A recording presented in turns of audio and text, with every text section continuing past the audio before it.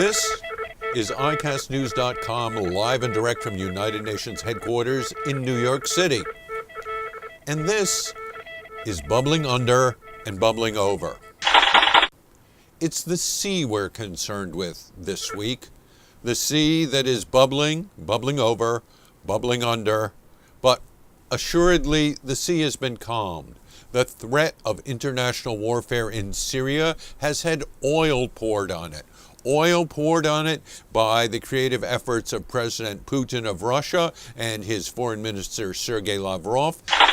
This week at United Nations headquarters, we heard a report that the inspectors who've gone in and visited all 18 of the listed sites for chemical weapons in Syria have said things are just as they have been reported by the Syrians. They're reporting that within the next 3 weeks, the capacity to make new chemical arms will be diminished, if not destroyed.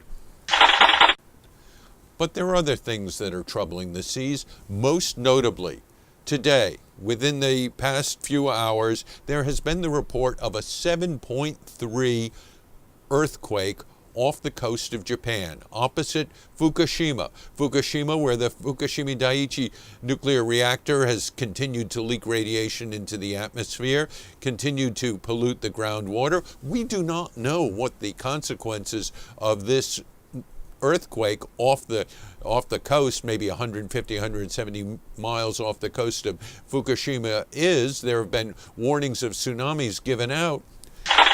But the most interesting part of this, even though we are reassured that so far there have been few fatalities in Japan, the most interesting part is that Japanese legend, which was interpreted just a couple of weeks ago, predicted this earthquake.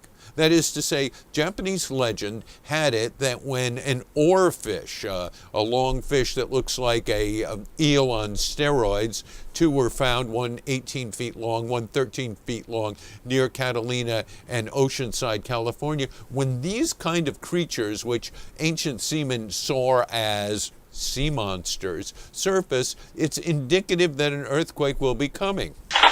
This ancient Japanese legend, it turns out, may in fact have some scientific basis. One of the theories now is that electrostatic energy is released, electronic ions trigger the fish to do things, that hydroperoxide is generated in the water along with carbon monoxide, and this either shocks or chases or does something to the very primitive oarfish, sending them to the surface and making certain that the ancient Japanese legend that sea monsters predict earthquakes comes true. The ancient, the modern, the pre-scientific, and the scientific all together.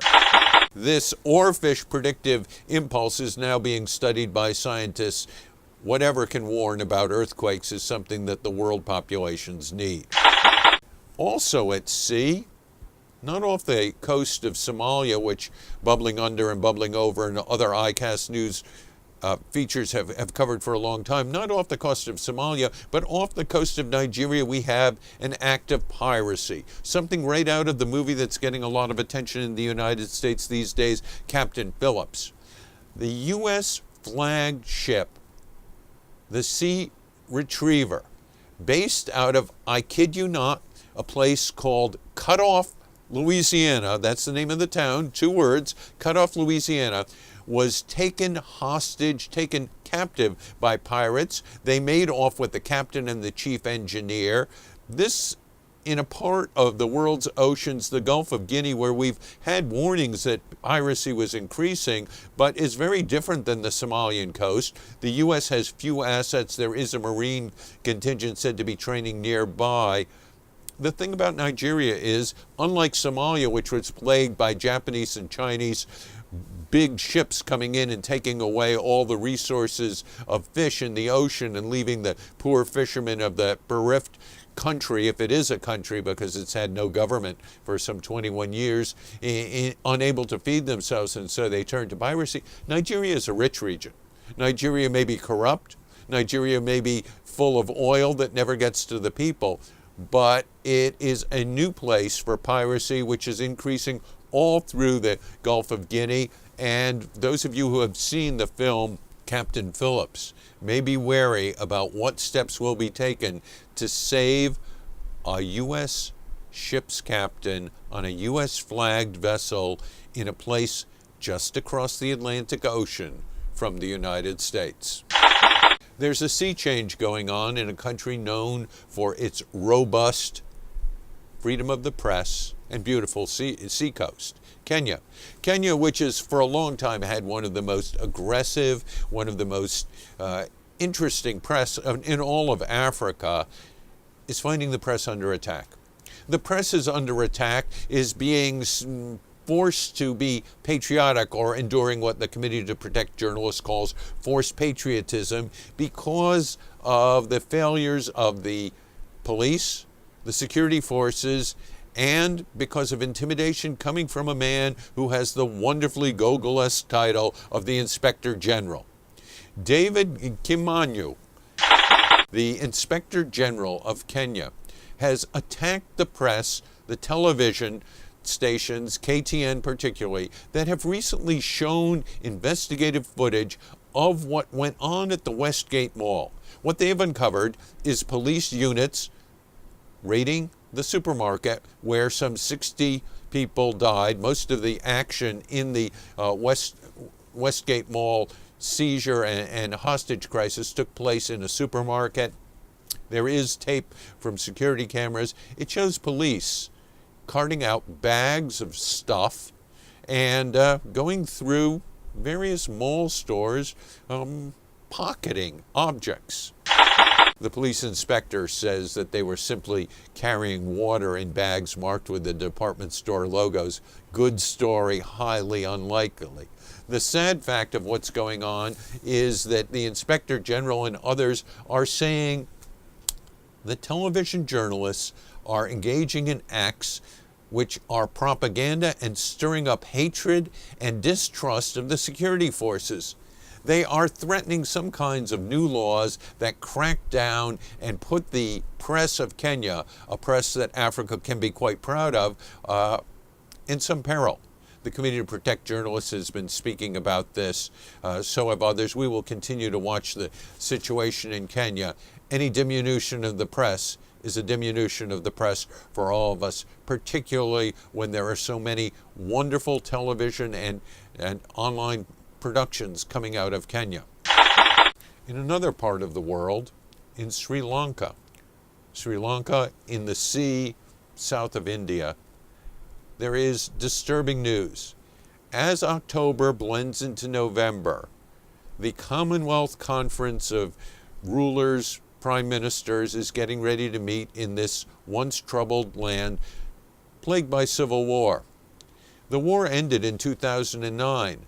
But recent investigations, particularly a visit there by Navi Pillai, the High Commissioner for Human Rights, has found that Sri Lanka is still persecuting the losers in the war, the Tamils. The Tamils constitute about 12 to 15% of that country of 21 million people.